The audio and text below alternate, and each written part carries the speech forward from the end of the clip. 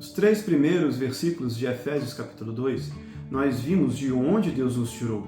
Da morte, do pecado, nós estávamos condenados e destinados à ira. Agora, a partir do verso 4, nós vamos ver onde Deus está nos colocando, onde Deus nos posicionou, que nós somos chamados para viver no reino dele. Ou seja, todo reino tem um rei. Então nós somos chamados a viver debaixo do governo do próprio Deus, Criador de toda a terra. E Ele nos delegou autoridade, nos delegou responsabilidades, nos deu o teu poder, o Espírito Santo.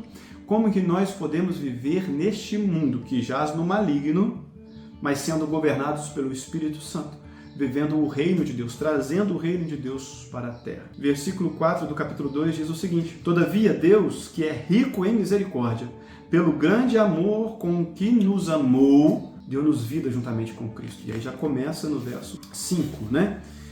Mas esse amor de Deus por nós, essa misericórdia de Deus por nós estávamos ali condenados, estávamos perdidos, mas, todavia, Deus, que é rico em amor e misericórdia, precisamos nos apegar a estas verdades, porque o inimigo tenta muitas vezes nos acusar de coisas das quais nós já fomos libertos pelo sangue do Senhor Jesus.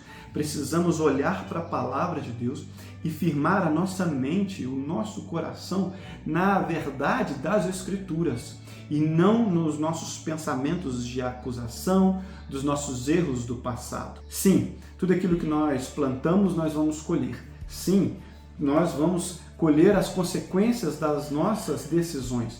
Nós somos livres para fazer o que quisermos fazer nesta terra, mas não somos livres da consequência. Porém, quando nós entregamos a nossa vida para Cristo, começa uma nova jornada, porque os nossos pecados, eles são perdoados. A consequência eterna do nosso pecado, ela é resolvida. Nós vemos, então, que o maior problema que nós temos, que é o pecado que nos separa de Deus, ele está solucionado, ele está resolvido na cruz. E o inimigo, ele tenta então nos paralisar. Quando entregamos a vida para Cristo, nós nascemos de novo, começamos uma nova vida. Como um bebê que começa a viver, começa a crescer, é natural. Porém, o inimigo, ele tenta nos paralisar, tenta nos impedir de crescer. Nós não devemos colocar o nosso foco nas obras das trevas, no inimigo. Sem dúvida, não devemos colocar o nosso foco, mas também não podemos ignorar as armadilhas de Satanás, porque o inimigo ele tenta colocar pensamentos na nossa mente para nos paralisar. E nós precisamos voltar a nossa mente para a verdade das Escrituras para que possamos avançar. E a palavra de Deus diz que Deus ele é rico em misericórdia. Essa palavra rico, ela não significa uma riqueza limitada, não. Essa palavra é algo abundante. Essa palavra é algo que realmente tem muita fartura. Olha o que diz Lamentações 3, 22, 23. Graças ao grande amor do Senhor é que não somos consumidos, pois as suas misericórdias são inesgotáveis, renovam-se a cada manhã.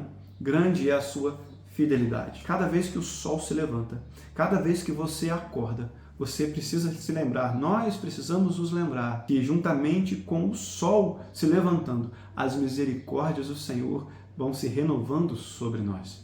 E louvado seja Deus por isso. As misericórdias do Senhor é que nos fortalece, é que nos dá a chance de consertar. Eu não consigo mudar. A minha vida é uma tristeza, é uma derrota, é um desastre. Até agora, por causa da misericórdia do Senhor, nós podemos mudar essa história, porque Deus ele ama cada um de nós. Então se apegue à misericórdia do Senhor, que é abundante. Se apegue à misericórdia do Senhor, que é inesgotável.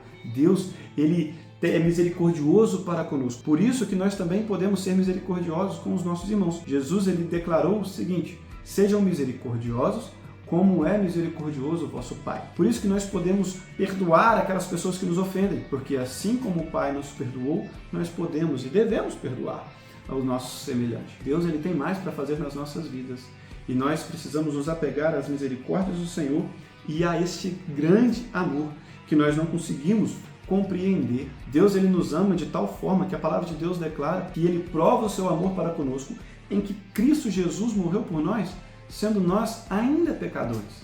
Deus ele nos ama e ele prova o seu amor para conosco. E o amor de Deus por nós não é uma ilusão, Não é um conto de fadas ou uma fábula inventada para acalmar corações abatidos. O amor de Deus é uma verdade absoluta, declarada pelo próprio Criador, demonstrada por Jesus Cristo e expressa pelo Espírito Santo da verdade. Mesmo que todas as pessoas dessa terra me rejeitem, mesmo que os meus pais me abandonem, eu posso ter a certeza de que Deus ele me ama, ele me aceita, ele me transforma e ele tem um plano e um sonho para a minha vida. Não duvide do amor de Deus por você. Creia, se apegue a esse amor, se apegue à verdade de que Deus ele tem planos para a sua vida.